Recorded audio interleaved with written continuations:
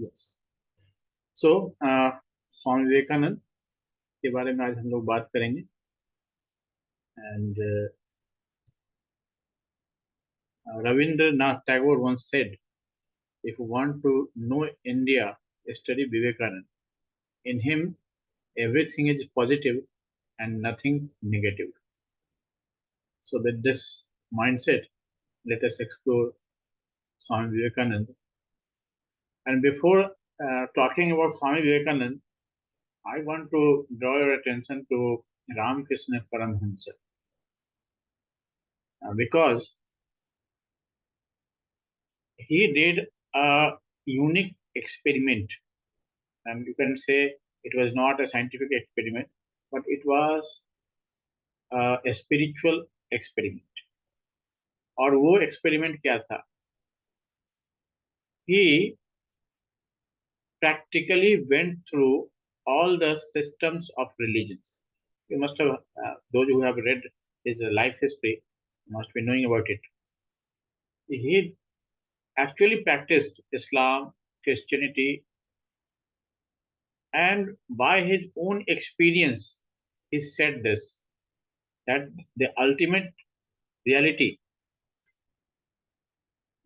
so they are all like different rivers flowing into the same ocean of spiritual realization.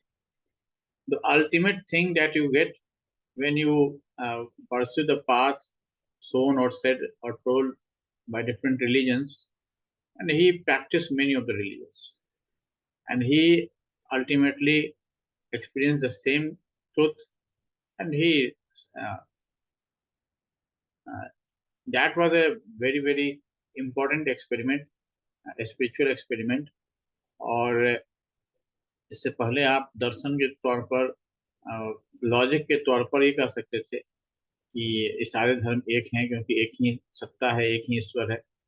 But he proved it experientially, experience के आधार पर उन्होंने इसको prove किया। तो अगर idealism के नज़रिए से देखें तो this is one of the greatest discovery. लेकिन ये चूँकि भारतीय हैं और इसलिए, और इनको कोई अभी तक जो वेस्टर्न कोई इस तरह का स्ट्रॉन्ग बैकिंग इनके पास नहीं है, इसलिए जो आइडियलिज्म का एक तरह से कह सकते हैं कि इस चीज से ज्यादा स्ट्रॉन्ग आइडियलिज्म के लिए कोई प्रूफ नहीं हो सकता है। Anyway, let us start with Swami Vivekananda. और obviously Ramakrishna Paramhansa was not an educated person. चौथी तक उन्होंने पढ़ाई की थी और उनकी उन्होंने सब कुछ अपने एक्सपीरियंस से किया। और जो भी उनका ज्ञान था, चाहे वो भारतीय शास्त्रों के बारे में जो ज्ञान था, वो भी उन्होंने सुनकर जान लिया। जो जिस क्षेत्र में वहाँ रहते थे, उसके वहाँ पर बहुत से साधु आते रहते थे और वो अपना प्रवचन करते थे, उनको सुन के उन्होंने उसको जान लिया। तो और बहुत सारी बातें वो करते थे। और मुख्य रूप से लेकिन उनका जो उनकी जो बातें होती थी वो बहुत ही डे टू डे लाइफ में बंगाली भाषा में वो बोलते थे। और अपनी बात वो बहुत ही सहजता से डे टू डे लाइफ के एग्जाम्पल्स को दे करके बताते थे। जैसे एक एग्जाम्पल है कि अगर मन आपका संसार में एक बार बिखर जाता है, तो जैसे सरसों का दाना एक बार बिखर जाता है तो आप पूरा का पूरा उसको समेट नहीं सकते, कुछ दाना इधर उधर रह जाएगा। तो दैट काइंड ऑफ एग्जाम्पल ही इज टू गिव। तो बहुत ही सहज भाषा में वो उनको इस बात को रखते थे। इस मैं ये सब बातें क्यों कर रहा हूँ, ये लास्ट का जो हमारा सेक्शन है, जो नियो वेदांतिज्म के टर्म के बारे में जो कंट्रोवर्सी है, उस पर जब हम लोग आएंगे तो हम इसकी बात करें। ओके, मूविंग फॉरवर्ड, विवेकानंद के आइडियलिज्म की हम बात कर रहे हैं। तो जो आइडियलिज्म है इनका, उसमें जो पहली बात जो है वो यही है जो सारे आइडियलिज्म में मानी जाती है, इंडियन, खास करके इंडियन आइडियलिज्म में, कि हर एक इंडिविजुअल के अंदर डिविनिटी इनहेरेंट है। उसके इसेंस, उसका डिवाइन इसेंस जो है उसके अंदर है। उसका जो कोर है, वो हमारा जो कोर है वो एक डिवाइन है, और जो गोल ऑफ लाइफ है उस डिवाइन को एक्सप्रेस करने का है। ये इनका पहला एक टेनेट है उनके आइडियलिज्म का। दूसरी बात जो जाहिर है उन्होंने अपने गुरु का से लिया, इसलिए मैंने उनको सबसे पहले कहा कि हार्मनी ऑफ रिलीजन्स। जब सब लोग एक ही जगह जाना है तो हमें रास्ते का साथी बनना चाहिए, न कि योद्धा। रास्ते का योद्धा बनने की जरूरत नहीं है एक दूसरे के खिलाफ। आप साथी हैं, क्योंकि अंत में सब लोग वहीं पहुंचने वाले हैं। तीसरी जो बात है उनको हम लोग वेदांत फिलोसफी के रूप में खास करके विवेकानंद पर जो शंकराचार्य का आदि शंकराचार्य का अद्वैत वेदांत फिलोसफी था, उसका उन पर बहुत ही गहरा प्रभाव था। और जैसा कि आप जानते हैं कि अद्वैत वेदांत फिलोसफी में Advaita in non dualism, there is not there is no second thing, there is only one thing that is expressed in all forms of things you can experience or you cannot experience. Whatever it is, there is only expression of the same single soul. एक ही आत्मा है, वही सत्य है, और कुछ दूसरा सब कुछ जो कुछ भी है उससे बना हुआ है और चेंजिंग है। एक आत्मा है जो कि अनचेंजिंग। तो यूनिवर्सल सोल, इसको कई तरह से कहते हैं। उस आत्मा जो एक यूनिवर्सल आत्मा है उसको ब्रह्म भी बोलते हैं, और फिर इंडिविजुअल सोल्स को आत्मा बोलते हैं। और कुछ लोग कहते हैं कि ये सोल इंडिविजुअल सोल नहीं है, ये रिफ्लेक्शन है और something like that is very, वो फिर उसके डिबेट में हम अभी नहीं जाएंगे। तो मुख्य रूप से है कि एक यूनिवर्सल सोल है और जो कुछ भी है वही है। इस फिलोसफी को वो मानते थे। फिर उनका जो आइडियलिज्म का एक मुख्य उसका पार्ट था कि सेल्फ रियलाइजेशन को प्राप्त करना, अपने जो इनर डिवाइनिटी जो उन्होंने पहले ही कही, उस इनर डिवाइनिटी को प्राप्त करना, सेल्फ उसके रियलाइज करना एक सबसे इम्पोर्टेंट गोल है। और जो भी चाहे आप कोई भी प्रैक्टिस करें, चाहे किसी रिलीजन का प्रैक्टिस करें, किसी भी तरह का प्रैक्टिस करें, अल्टीमेटली आपको वो रीच करने की कोशिश करनी चाहिए। इसके बाद उनका जो आइडिया था वो सर्विस का आइडिया था, जिसमें कि अ, जो दूसरों को के लिए जीते हैं, यानी आप उसको परोपकार शब्द से कह सकते हैं, सेल्फलेस सर्विस। इसमें किसी तरह की अपेक्षा या किसी तरह की एक्सपेक्टेशन के बिना आप जब दूसरे को सर्व करते हैं, तो ये सेवा वाला भाव जो है, ये उनका एक इम्पोर्टेंट आइडिया था, जिसमें कि अ, मानव सेवा ही ईश्वर सेवा है। गांधी ने भी ये बातें कही है।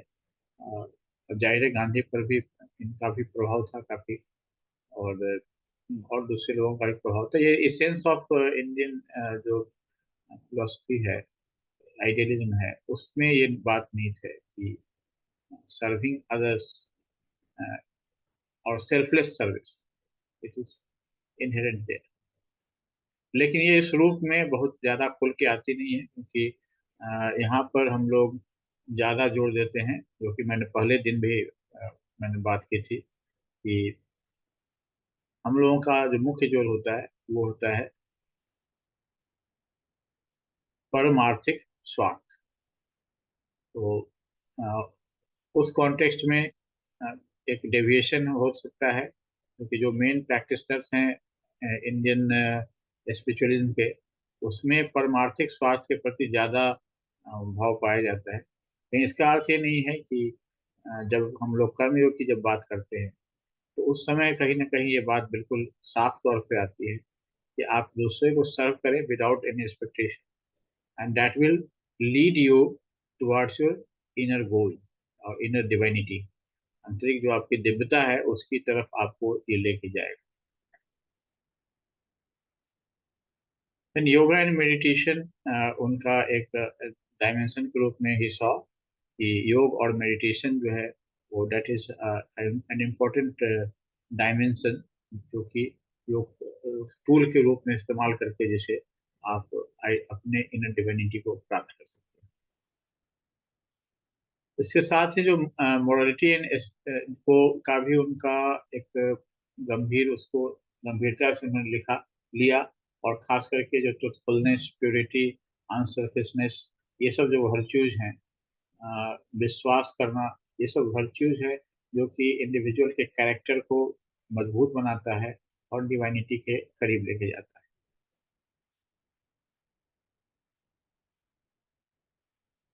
कास्ट और रिलीजियस डिस्क्रिमिनेशन को रिजेक्ट करना, ये भी एक इनके आइडियोलॉजी का एक डायमेंशन था। और ये सबसे इम्पोर्टेंट था जो डुअलिज्म और नॉन डुअलिज्म, इसके रिकॉन्सिलिएशन की बात जो इनमें इन्होंने कही, दैट इज हाउ दिस ये दिस इज सगुण एंड निर्गुण, डुअलिज्म एंड नॉन डुअलिज्म। जो भी ईश्वर तत्व है वो एक ही है, एक ही ब्रह्म की ब्रह्म जो है वो अभिव्यक्त हुआ है। और वो ब्रह्म जो है वो दो रूप में अभिव्यक्त होता है, एक साकार ब्रह्म के रूप में और एक निराकार ब्रह्म के रूप में। तो इस रूप में उसको रिकॉन्साइल किया गया है कि मूलतः एक ब्रह्म है जो यूनिवर्सल है, सब जगह है, लेकिन वो दोनों रूपों में व्यक्त हो सकता है। वो साकार रूप में ही व्यक्त हो सकता है और निराकार रूप में ही व्यक्त हो सकता है। तो यहाँ ये डुअलिज्म और नॉन डुअलिज्म की बात हो रही है, वो साकार और निराकार की बात हो रही है। और जिसमें कि अ, जो ब्रह्म है वो स्थिर भी है, अपरिवर्तनीय भी है, और साथ साथ वो चाहे तो रूप ले सकता है, जो रूप चाहे वो ले सकता है। तो ये चीज है। और इसके बाद में, इनके बाद भी बहुत सारे, और पहले भी बहुत सारे लोगों ने इस पर रखा है, लिखा है। तुलसीदास जी ने लिखा है कि सही सगुण अगुण नहीं कछु भेदा, है ना। एक्यूरेट लाइन मुझे याद नहीं है, लेकिन कि भक्त प्रेम बस, जो ब्रह्म है उसका भाव यही है कि जो भक्त के प्रेम में पड़ के जो ब्रह्म है, वो भक्त के प्रेम के कारण, उसकी इच्छा के कारण, वो जो है सगुण रूप में आ जाता है।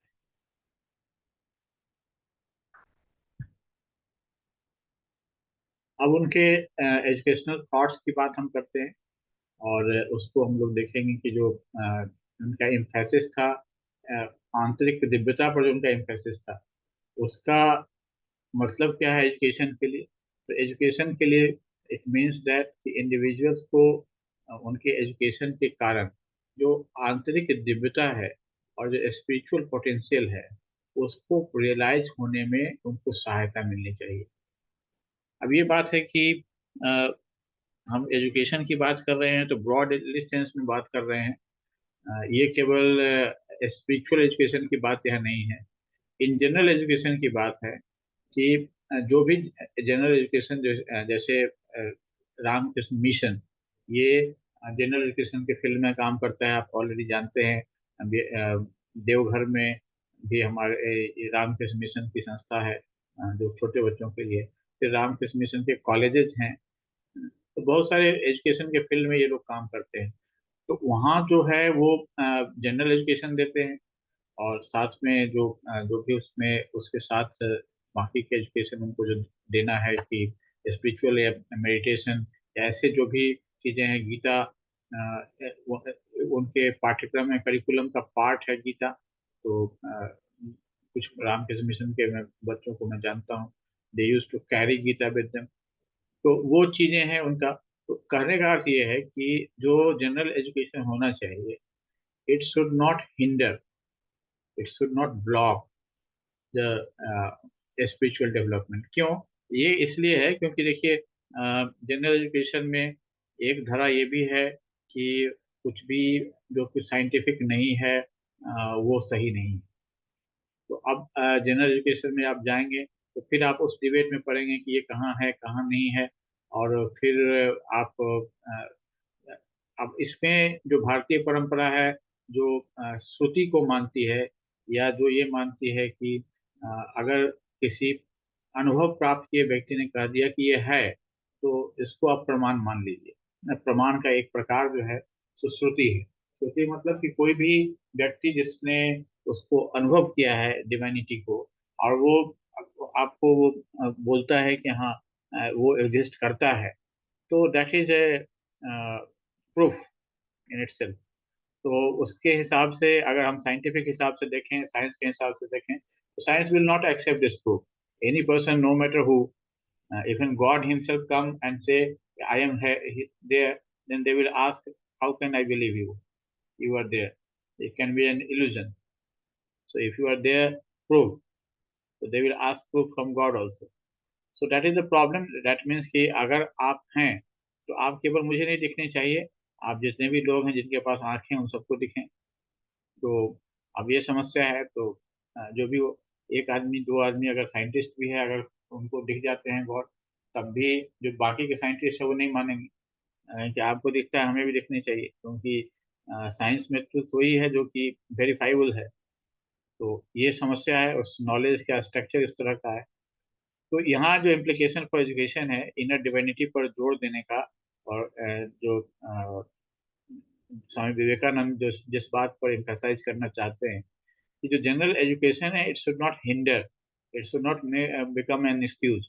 इसका मतलब ये नहीं है कि आपको अपने लॉजिकल और रीजनिंग फैकल्टी को बंद कर देना चाहिए, लेकिन ये है कि that exist, believe that, and with that belief you move forward, and you will start experiencing at some point of time, maybe today, tomorrow, or maybe much later, we don't know, but you can experience that.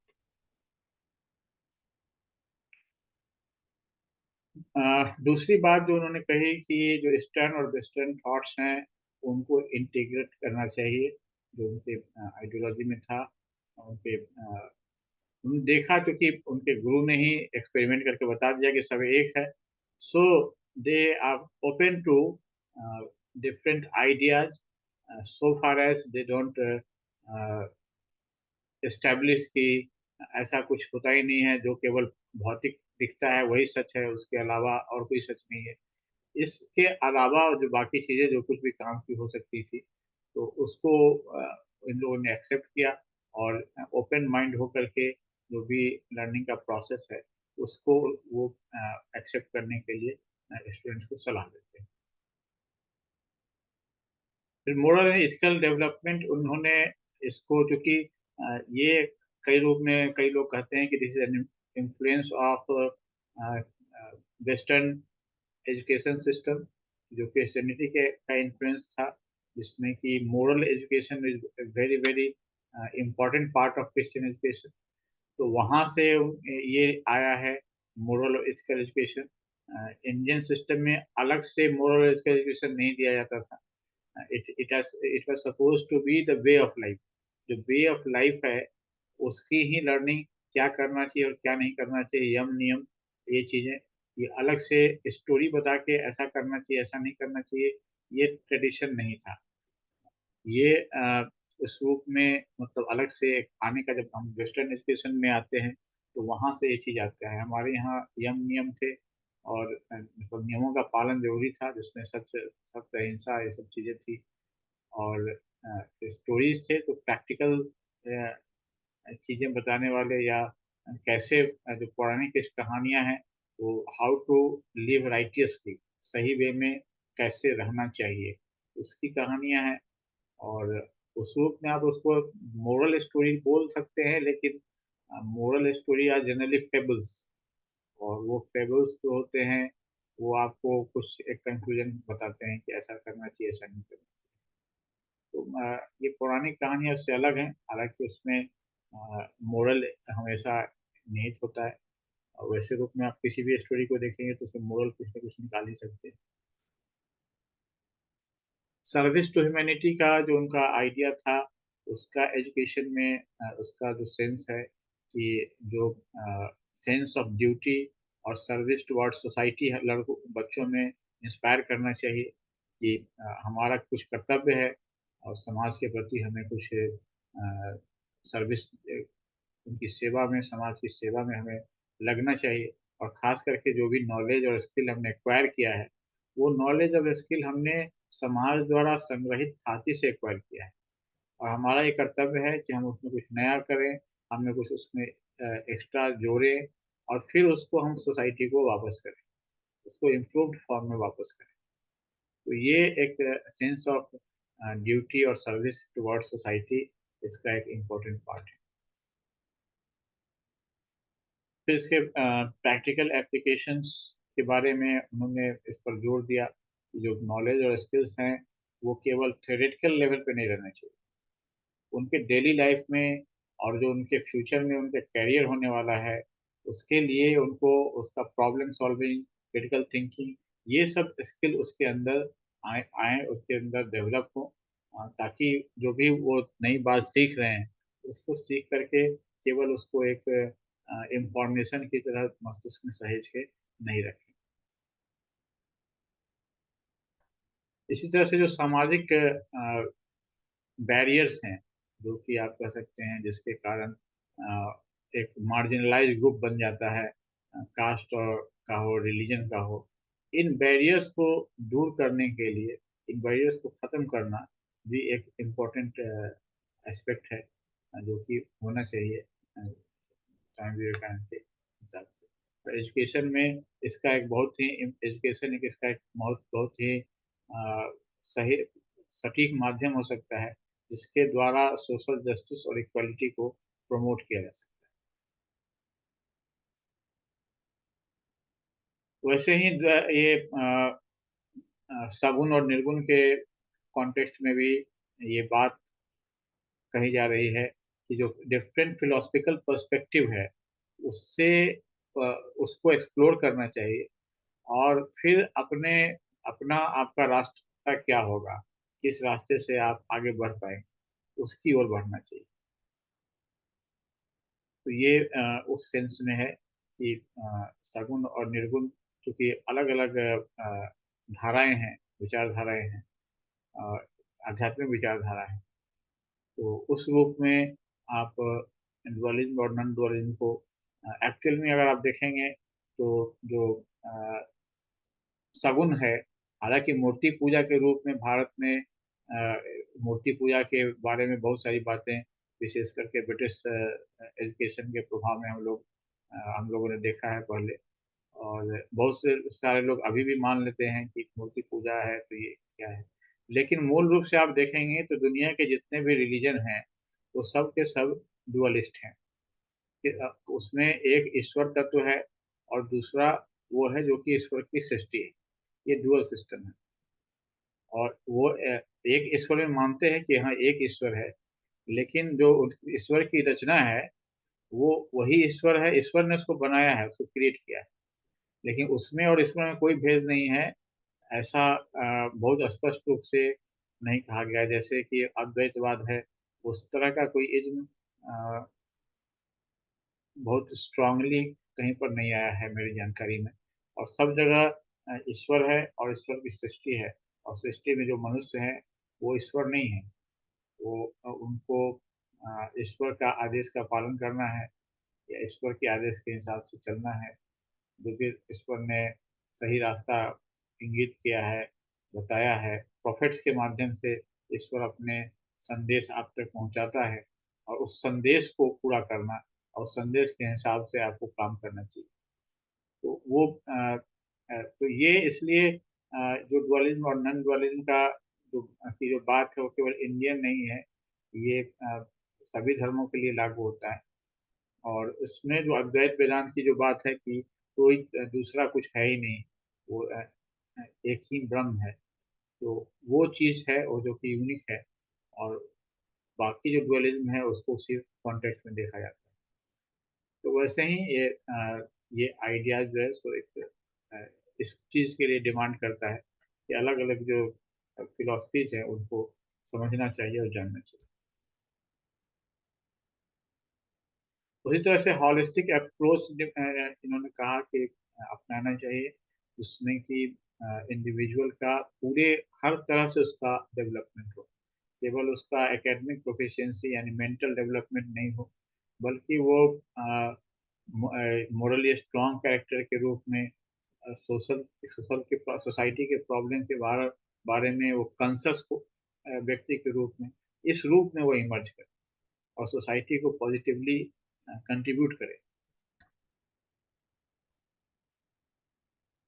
उसी तरह से जो social transformation की बात और empowerment की बात उन्होंने कही, जो कि एजुकेशन को सब सारे व्यक्ति को सेल्फ रिलायंट रिलायंट अपने पर निर्भर होने वाला और कॉन्फिडेंट इस इंडिविजुअल के रूप में उनको डेवलप करना चाहिए, और जो अपने कम्युनिटी में पॉजिटिव चेंज लाने के लिए प्रयत्नशील हो, उसकी ओर वो आगे बढ़ने की कोशिश करे, उस डेवलपमेंट की ओर। तो ये एम्पावर करना हर एक व्यक्ति को, चाहे वो किसी भी कारण से कास्ट, क्रीड, जेंडर, किसी भी तरह का इनइक्वालिटी वो महसूस कर रहा हो, तो वो उसको एम्पावर करके, एजुकेशन का नेचर ऐसा होना चाहिए तो उनको एम्पावर करके उनको सेल्फ रिलायंट और कॉन्फिडेंट बनाए, और जिससे कि वो अपने कम्युनिटी में पॉजिटिव चेंज लाने के लिए, उसको सकारात्मक रूप से बदलने के लिए वो सक्रिय हों और काम करें।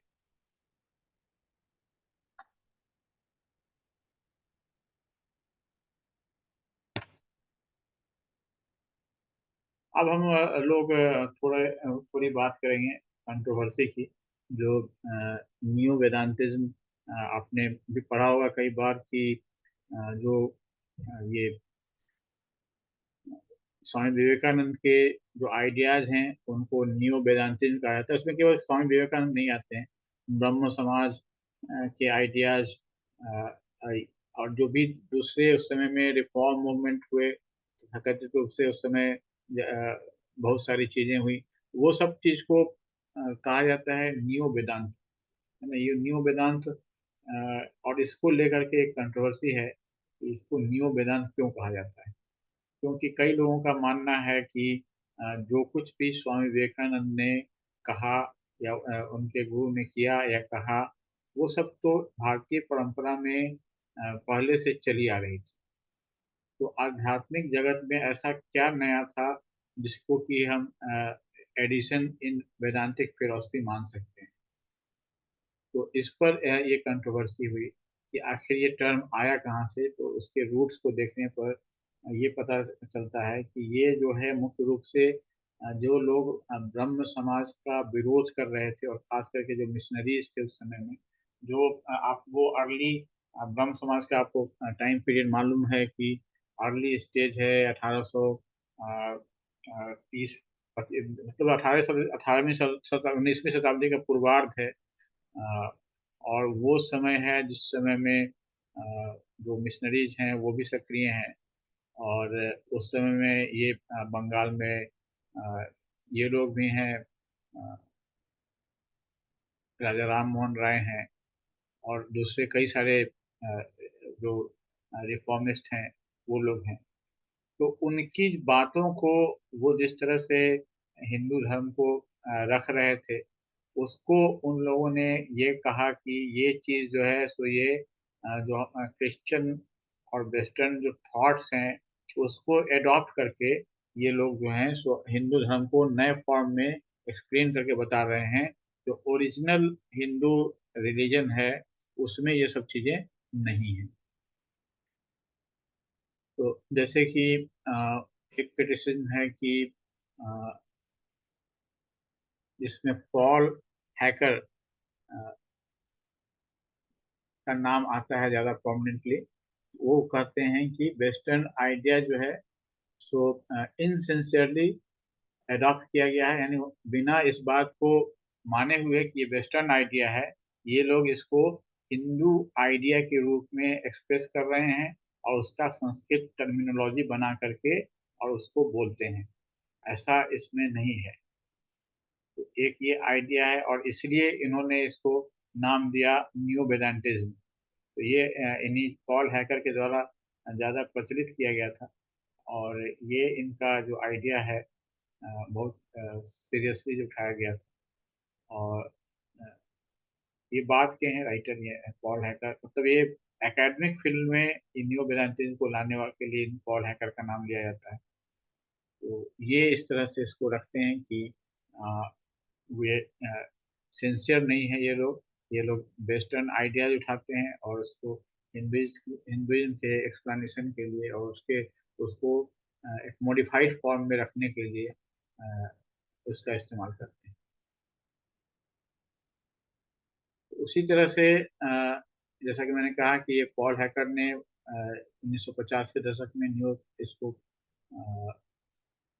प्रचलित किया। एक क्रिश्चियन एपोलॉजिस्ट थे जो कि एकेडमिक स्टैंड को अपने क्रिश्चियन एजेंडा को बढ़ाने के लिए उपयोग करते थे और इस टर्म के ऑब्जेक्टिविटी पर उन्होंने सवाल उठाए।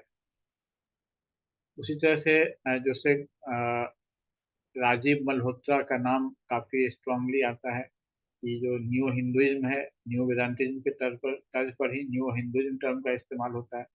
ये सब जो है कि वो फॉल्सली ये बात प्रस्तुत करता है कि जो हिंदुइज्म है वो आर्टिफिशियल है और इनऑथेंटिक है और जो ओरिजिनल जो इसका ट्रेडिशन है उससे हटा हुआ है, उससे बिल्कुल अलग है और ये अपने आप को जस्टिफाई करने के लिए अपने आप को अच्छा दिखाने के लिए ये नए तरह से एक तरह से एक्सप्लेनेशन देने की कोशिश है। तो ये सारे आइडियाज इस मतलब जो टर्म है उससे संबंधित जो कंट्रोवर्सी है उसमें आए हैं। तो आज हम लोग इसको यहाँ पर